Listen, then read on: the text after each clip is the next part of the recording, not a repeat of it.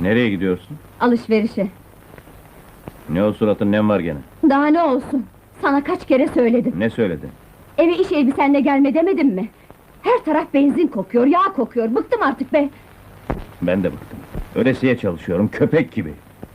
Her seferinde umutla geliyorum eve. Sıcak bir karşılayış bekliyorum. Ben kadınlık görevlerimi yapıyorum. Yapmıyorsun!